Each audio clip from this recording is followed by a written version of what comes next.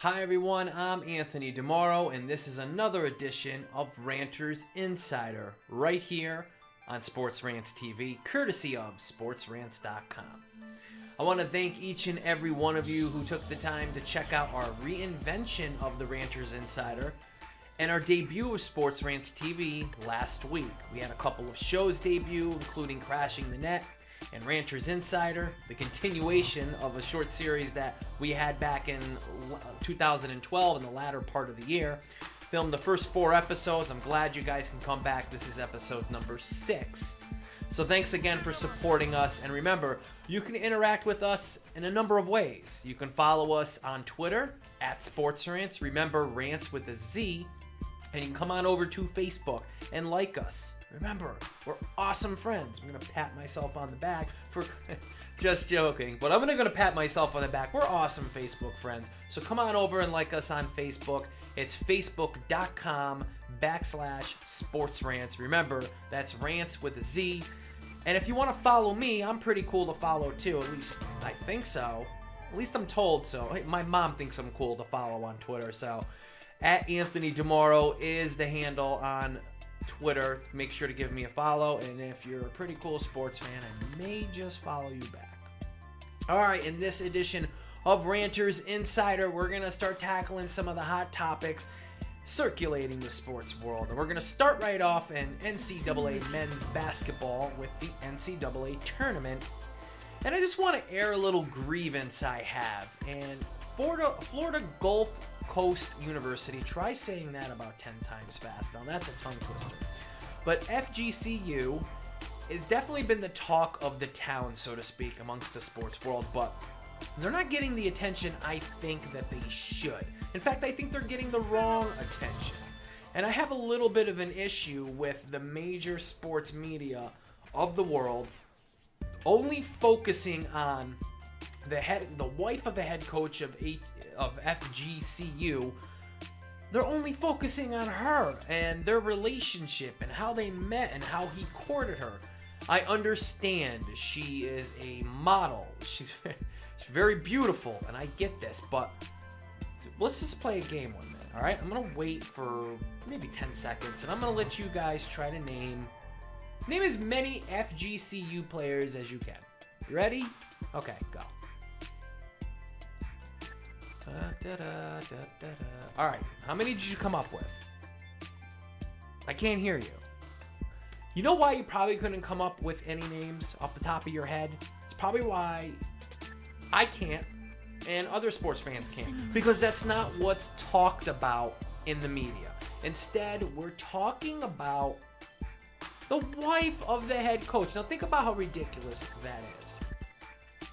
Sometimes I have to ask myself, what am I reading? TMZ, SportsRantz, ESPN, CNSI. Now, SportsRantz isn't out of the equation, but I like to consider us a major sports media outlet. And but all kidding aside, I just wish we could focus on these kids who are actually on the court getting the job done, rather than a wife in the stands of a head coach. It just seems kind of asinine to me. And I understand she's beautiful, and I understand she's a model, and she's recognizable. But do I really need to know that he took her to a St. John's basketball game and took her out to eat at Taco Bell? I mean, is that the formula to win a supermodel over? Or a model of any type? Is that the way to win her over, is bring her to Taco Bell? If it is, then I can see the merit in covering the story. Then we have definitely uncovered the code. We've cracked the Da Vinci Code of supermodels. Taco Bell, St. John's games, both horrible. Horrible to watch and horrible for your inside. So keep that in mind, folks. There's a golden nugget of information right there that could prove to be very valuable, especially if you aspire to be with a model. All right, let's move it on here. Talk about the other NCAA tournament news. And definitely everybody has filled out their brackets. Everybody has either got a busted bracket right now thanks to FGCU or Gonzaga being ousted pretty much surprisingly. I mean, I didn't see Gonzaga getting knocked out, nor did I see Georgetown, for that matter, getting knocked out early either. But it happened, and now we're down to the Sweet 16, and eventually the Elite 8, and then the Final 4, and then the championship. And I may be in the minority here, but I didn't fill out a bracket this year. I didn't do it. Does that make me horrible as like a sports commentator type of person, or someone who just rants about sports? Yeah, I hope not. The reason why I didn't do it is A, I'm incredibly busy, and B, I'm just a little lazy with my brackets. But I'm sticking to my pick. I picked one team, just like I did last year, to go all the way through, and that's my team. That's Big Blue Michigan Wolverines, and they handled their first adversary quite handily, VCU, who has been a darling in the NCAA tournament the past couple years, just like Butler. VCU is handled quite easily by Michigan. And I think Trey Burke deserves some cred as Player of the Year. Trey Burke has done very well for the Wolverines, especially where they struggle, on the road. That's where Michigan really, really struggles, is away from their home court. Trey Burke seems to step his game up. So I think he should get the Player of the Year. Now, I may be a little biased because I pull for my Wolverines, but can you really argue with Trey Burke being the Player of the Year? I don't think so. Now, some of you may roll your eyes, and some of you may call me crazy for picking Michigan to win it all, but my fandom is taking over. Listen, I sit here and I go on Sports Talk Radio online at sportsrantz.com/radio. You're watching me on SportsRantz TV. I tweet about sports, but I'm a fan just like you deep down inside. So I'm going to pull my fan card, and I'm pulling for the Wolverines, and I think they're going to win it all. Just a little hint I have. So you may all call me crazy, but at the end of the day, if Michigan does win it all, this guy's going to look like a genius. All right, moving on. Let's talk about the pros. Let's talk about pro basketball. Let's talk about an amazing streak being run by the Miami Heat. Now, maybe by the time this video airs, this show airs, the streak may be over, but it's still impressive and historic. And it begs the question of what the perception of the Miami Heat is nowadays. Now, last season and the season before that, when LeBron James first arrived and Chris Bosh first arrived in Miami, taking their talents to South Beach, they were public enemy number one, and rightfully so. But I want to pose the question, has Miami repaired their image? And are we now rooting for Miami? Now, maybe we're not fans of the Miami Heat. Maybe we're not fans of LeBron James or Dwayne Wade or Chris Bosh, for that matter. Maybe we're not fans of them, and maybe we don't want to see them win it all. But it's hard as a basketball fan not to appreciate and root for a historic achievement.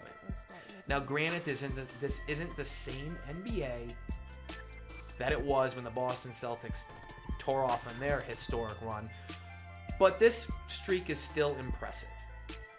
I do want to hush all the talk about this being the greatest team ever. Chicago Bulls. 72-win Chicago Bulls. The way they played basketball, and I'm sorry to say this, Heat fans and Heat lovers and anybody else who wants to scream about the Miami Heat being the best team ever, the Chicago Bulls are the greatest team ever. At least in this ranter's humble opinion. So I want to quell all that talk. Let's stop it, because they're not the Chicago Bulls. They're the Miami Heat, and they're writing their own history. Now, sports geeks like me are going to debate this for years to come, and it's great fodder who the greatest team of all time is. It's just like who the greatest player of all time is. And I think when it's said and done, LeBron James, particularly the season that he's having this year, is going to have to be in the discussion of greatest players of all time. Now, notice I said plural. I didn't say singular. If we're talking about greatest player of all time, that conversation ends quickly. Michael Jordan. When we talk about players, we entertain players like Kobe Bryant, like LeBron James, Karl Malone. We start looking at players like that.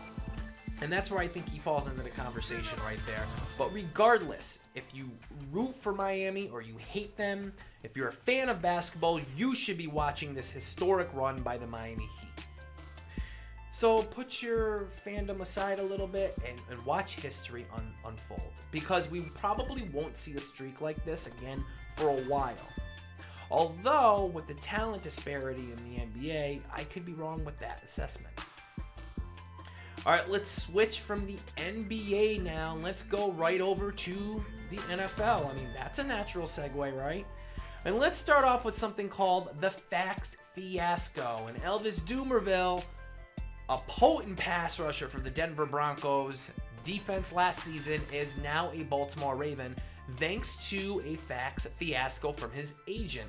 Now, this story just gets weird, but at the end of the day, Dumervil was released from the Denver Broncos due to a contract stipulation where he would have to be paid an exuberant amount of money. They tried restructuring the deal. The fax didn't come in by a deadline, and Denver was forced to release him. Now, Denver Broncos fans who are crying about this, there is a silver lining, and trust me, this may be a blessing in disguise. Dumervil was set to restructure his contract and get a hefty deal. That's a major hit to your salary cap. And with Denver a bit long in the tooth at certain positions, you're going to need that cap to fill some holes, address some needs, and improve your talent on an overall level. So while Dumervil is a hard departure to deal with, the cap space provided by not paying him his contract, restructuring his deal, restructuring his contract, may pay dividends in the future.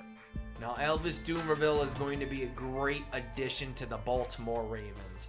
Talk about solidifying an already dangerous front on that defensive line. I mean, with all the losses the Baltimore Ravens experienced this offseason, with Anquan Boldin being traded to San Francisco, with Ed Reed signing with the Texans, with Donnell Ellerbe escaping to Miami, with Paul Kruger going to Cleveland, Bryant McKinney's not on the roster. We don't know where he's going to land. It just seems the Ravens continue to lose, where they may have wiped that all out with one fell swoop, with dramatically improving the roster with the addition of Dumervil. Now, I know a lot of these players are big names, but let's face facts. Ed Reed and Anquan Boldin are going to start declining pretty fast if they're not already. They're at that age in the NFL where they may have hit that wall. Now, players like Donnell Ellerbe and players like Paul Kruger, certainly that's outside of that argument, and those are hefty losses, but think about it like this.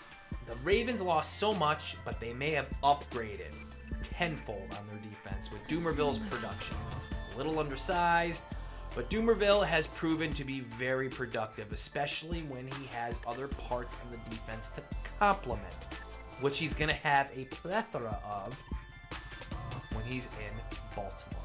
So I love this move for both teams. I know it's not the way it was supposed to go. I know it was kind of something that just kind of took a life of its own, but at the end of the day, I think both teams will eventually be better for this scenario.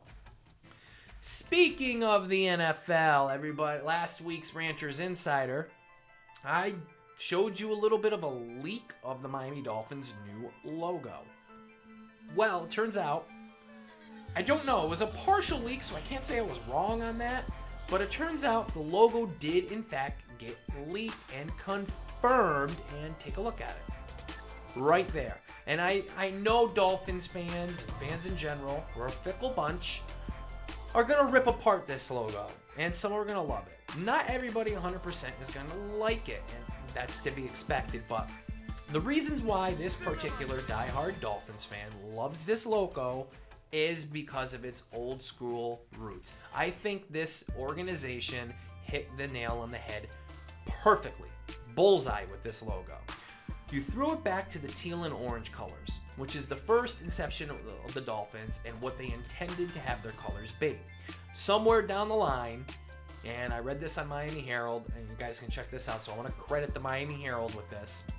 Somewhere down the line, these colors became darker, kind of like a seafoam, like a green color, like a navy blue. It just got all like a bright, I don't know, it's kind of a street sign orange or a traffic cone orange. I don't know what the hell happened, but the Dolphins paid homage to their roots and their history while still kind of revolutionizing and modernizing their logo look. Now, listen, I'm a Dolphins fan to my heart, to my core. I could care less about what the logo looks like, but now I like it because it looks less cartoonish. It doesn't have the M helmet. It doesn't have a Dolphin who has a very animated face in the current logo. It doesn't have that, and it doesn't look ridiculous. This one looks a little bit modern, a little bit sleek, and I, for one, really like it. But you can send me your feedback on Twitter at Anthony DiMoro or at SportsRantz, or share it on our Facebook page. We posted the photo online. You can comment on that. A couple of people already have, so make sure you throw your 2 cents in. All right, staying in the NFL, I want to talk about another story that's kind of circulating headlines right now, and it's Robert Griffin III, RG3, quarterback of the Washington Redskins, saying he plans to play in Week 1. I'm getting a bit concerned with RG3 overall health when being coached by Mike Shanahan, and I think he can be the first player in NFL history to retire from Shanahanolitis. Say that again, Shanahanolitis. What is Shanahanolitis? Well, Shanahanolitis is an inept coach making dumb decisions and putting the risk of it and putting his franchise's future on the line. He did this in the playoffs by throwing RG3 out there. Listen, doctors can say one thing, you're a head coach, you're the guy making decisions. You forced him back out there. Everybody who watched that game knew he was hurt, and you forced him out there, and what happened? Major injury. Also, that wasn't his first injury of the year. Mike Shanahan seems to like to throw him out there in this spread offense, and it led to a concussion. Now, I know that's RG3's style of play, but Mike Shanahan will ultimately be the person that will determine whether RG3 is a nice quarterback, which he is, or he's going to turn into Michael Vick. Tons of injuries, can't stay on the field. Which one's it going to be? Shanahanolitis could cost RG3 his career. My 2 cents, there is no rush to get him back Week 1. If he's 100% healthy, you push him forward on Week 1. But nobody wins the Super Bowl in Week 1 or 2 of the NFL season. So I don't see the benefit in being hasty with this. I don't. Pushing it along for what? You could start out 0-1 or start out 0-2, and maybe next season that derails your season a little bit. But what would you rather have? Risking not having your player for a couple of games and starting out 0-2, 0-3, 1-2, 1-3, or risking cutting short this kid's career by a couple of years? You've invested heavily in him. Protect your investment. And Redskins fans, I hope you don't succumb to Shanahanolitis. We should get the hashtag Shanahanolitis. Get it going, folks, on Twitter. All right, let's move on to another topic. I'm going to switch gears a little bit and talk about wrestling. Pro wrestling, WWE's WrestleMania, their banner event, their headline event, their marquee event is right around the corner. And many people who watch wrestling and many people who report on it I have had kind of a similar sentiment. It doesn't feel like WrestleMania season. A lack of build-up, but that could easily be blamed, but I'm just looking at a lack of a powerful card. The Rock versus John Cena twice in a lifetime does not interest me one iota. It doesn't interest me at all. I'm sorry, I've seen this once before. The Rock is a powerful marketing machine. I understand the business side of why he's in the main event again with John Cena. Hey, they pulled a boatload of money for WWE last year.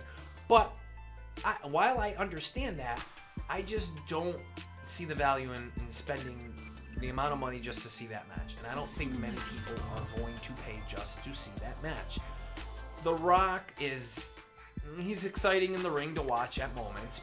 And on the mic, he can be a bit bland. I mean, how many times can you use one-liners, the same one-liners over and over again without it getting stale? It does. And John Cena, this redemption story has been your entire career, and it's so tired, it's so boring. We don't want to see Super Cena anymore. We want to see something new. And the only way that this match, in my opinion, can be of epic proportions and outdo the match from last year. Listen, I don't care the WWE title is on the line, because frankly, The Rock shouldn't be holding it in the first place. I think it diminishes the title more than adding value to it. The only way that this could be epic proportions is if you finally do a John Cena heel turn. Be interesting to see. It's been kind of kicked around a little bit, and I understand the hesitance from the WWE in doing so. You're putting at risk a ton of merchandising money. He appeals to the children. He's great marketing money and revenue for the WWE. So it's risky, but if you look back at the last person who was a face his entire career up until a certain point, that person was Hulk Hogan. And when he turned heel, he joined a legendary faction known as the New World Order, or the NWO. That turn was incredible and very historic, and Hogan, as he proved with his return to the WWE years later, he proved he could turn right back to being a face, as if nothing happened. The same case can be for John Cena. I just don't want to see this match. I don't want to see Ryback. He's going to go over on Mark Henry. Mark Henry, excellent heel. Some of the best work of his career the past few years. Ryback to me is extremely boring. He's 3 moves and a catchphrase. Ridiculously boring. I know that's not the guy's fault. That's how they're booking him, but he's just boring to me. And the only other match I really want to see is CM Punk and Undertaker. CM Punk, in my estimation, and I think a lot of people agree, is the very best in this business today. On the mic, one of the best in the ring. Put on a great match, cares about the business, passionate, works his ass off. That man is the best in the business. That man should be headlining WrestleMania. That man should not be jobbing to The Rock. So, at the end of the day, I think we're going to see Cena win, because it makes sense. And I think that's one of the detractors of this WrestleMania, is it seems to be too predictable. We already can see the outcomes. I think Triple H is going to go over on Brock Lesnar. I think John Cena is going to go over on The Rock. I think Ryback's going to go over on Mark Henry. Team Hell No should win. And you know, Triple H is going to beat Brock Lesnar. It just seems like the writing's on the wall. I hope I'm wrong. And I hope Dolph Ziggler cashes in his Money in the Bank contract after Del Rio beats Jack Swagger, cashes in, and captures the World Heavyweight title. So there's my WrestleMania predictions right there. I'll do a little bit more of an in-depth prediction next week's show, but I just wanted to give you guys a quick rundown. All right, I'm bringing back an old, well, from the old show. I can't really call it old, but a feature we were starting to introduce towards the end of Ranters Insider's first run, and it was Ranters Spotlight. But this time I'm going to start spotlighting our fanfare section. Most of you out there may be like, well, what's the fanfare? The fanfare is a section on SportsRantz.com, which you can go to by going to SportsRantz.com and clicking on fanfare, or going to SportsRantz.com/fanfare. It's a section where you can follow your favorite professional athletes. Now, outside of the restrictions of 140 characters on Twitter or Facebook limitations, this is a place where athletes can blog and share moments about their career for fans. Expect it from professional athletes, sports media, and celebrities and personalities. We're going to be adding more and more to our fanfare section. So this week I want to highlight somebody who was on my radio show recently, the Ranted and Raven Show, airing at 7 p.m. Eastern Standard Time every Tuesday night on SportsRantz Radio, which you can get to by going to SportsRantz.com/radio. You may remember her from TNA. She was Roxy Laveau. You do remember her. I know you do. She had a killer gimmick, and I'm a big fan of her work with, particularly the ladder match with Gail Kim. Roxy Laveau, now known as Nikki Rocks, she has a blog on Fanfare, so I definitely want to shout her out. Hey, Nikki. She was a great, great guest on our show. She'll be back on, and she's going to be blogging about her career, her thoughts, what she's doing nowadays. So make sure you go on over to Fanfare section on SportsRantz.com. Click on Nikki Rocks' little picture right there. It'll bring you to her blog. Give her a follow on Twitter as well. You can connect with her all sorts of ways via her Fanfare page. So definitely make sure you do so. And starting next week, we're going to make Ranters Insider that much better. And how are we doing so? We're going to have some interviews. We're going to have guests from here on out. I'm going to do a segment with my radio partner in crime, the lovely Katie Mitchell, via video chat. We're going to do that as well. So be on the lookout as that. And I want to thank you guys for a successful debut of SportsRantz TV and the reintroduction of Ranters Insider. It's something we worked hard on. If you got hockey fans out there, Crashing the Net with Tristan Huntermer is very entertaining. Make sure you check that out as well. We got a new show debuting this week as well. And as always, guys, come on over to SportsRantz.com. Create your membership. It's just like Facebook and Twitter, but for sports talk and sports fans. You can also create and host your own blog. And just so everybody understands this clearly, when you have a blog on SportsRantz.com, you're not blogging for SportsRantz.com. You're not contributing to us. You have your own blog. It's your own brand. You want to be a sportscaster, you want to be a broadcaster, you want to be a journalist, create your own brand, get tools that empower you towards success online, and it's only offered exclusively on SportsRantz.com. And when I say exclusively, because you can't name another website 100% backed by quality search engine optimization and social media company, which is Elite Rank Marketing. No other sports website provides you tools that we do, all for free. Even if you have your own blog, if you don't host it on SportsRantz.com, come on over, create a profile, and share it with our community. All right, guys, that is going to wrap up another edition of the Ranters Insider. It's been great having you guys here. Remember to check out all the great shows on SportsRantz.com/TV. And also, for all you radio heads out there, anybody who likes listening to the radio when they work out, want more sports talk, come on over to SportsRantz.com/radio. We are now a featured station and host on Blog Talk Radio. So we're backed by them. That's pretty cool. So come on over, check out the shows. Of course, my show, The Rantin' and Raven Show, airs every Tuesday night, 7 p.m. Eastern Standard Time on Sports Rants Radio. You guys can listen to past episodes. We have a show almost every day of the week. Almost every day.